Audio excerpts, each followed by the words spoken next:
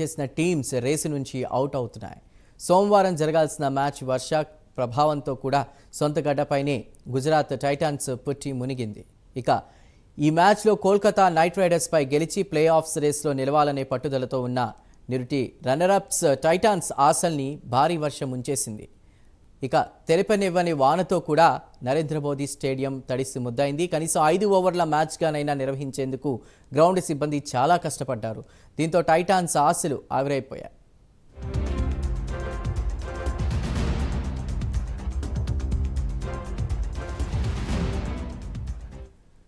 ఇప్పటి వరకు ప్లే ఆఫ్స్కి ముందుగా ఏ టీం చేరుతుందన్న దానిపై ఓ క్లారిటీ వచ్చింది. ఫలితం తేలని మ్యాచ్తో టాప్ 2 స్థానాలు మాత్రం తేలిపోయాయి. మ్యాచ్ రద్దుతో వచ్చిన ఒక పాయింట్తో కోల్కతా 19 పాయింట్లతో అగ్రస్థానంలో కొనసాగుతోంది. కేకేఆర్ మిగిలిన ఆఖరి మ్యాచ్లో ఓడినా ఫస్ట్ 2 స్థానాల్లో కూడా ఉండడం ఖాయమైంది. ప్రస్తుతం 16 పాయింట్లతో ఉన్న రాజస్థాన్ రాయల్స్ తమ 2 లీగ్ మ్యాచ్ల్లోనూ ఒకవేళ గెలిస్తే 20 పాయింట్లతో అగ్రస్థానంలోకి చేరుతుంది. అప్పుడు నైట్ రైడర్స్ 2వ స్థానానికి పడిపోయినా ఇక ఎలిమినేటెడ్ ఆడే పరిస్థితి కూడా రాదు.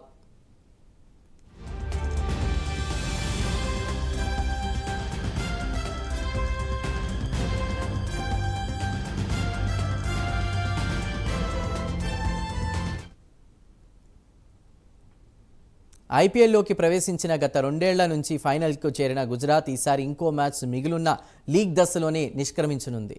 2022లో టైటాన్స్ గెలిచిన టైటాన్స్ గతేడాది రన్నరప్తో సరిపెట్టుకుంది. ప్రస్తుతం 13 మ్యాచ్ల్లో 5 గెలిచిన టైటాన్స్ ఖాతాలో 11 పాయింట్లు ఉన్నాయి. ఒకవేళ ఆఖరి పోరు గెలిచిన 13 పాయింట్ల వద్ద ఆగిపోతుంది. అయితే పట్టికలో ఇప్పటికే కోల్కతా 19, రాజస్థాన్ 16, చెన్నై 14, హైదరాబాద్ 14 ముందు వరుసలో ఉండడంతో కూడా గుజరాత్ ఖేల్ లీగ్తోనే ముగిసింది.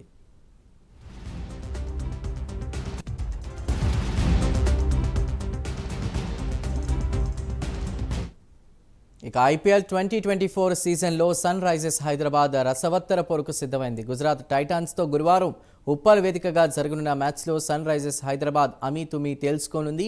ప్రస్తుతం 14 పాయింట్స్తో పాయింట్స్ టేబుల్లో 4వ స్థానంలో నిలిచింది. ప్లే ఆఫ్స్ బెర్త్ దక్కించుకోవాలంటే సన్ రైజర్స్ హైదరాబాద్ తమ చివరి 2 మ్యాచ్ల్లో కనీసం ఒక్క మ్యాచ్ అయినా గెలవాలి.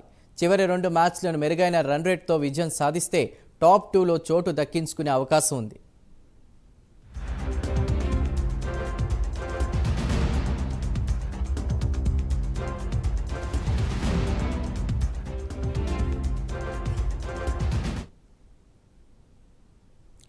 ఉక్కపోత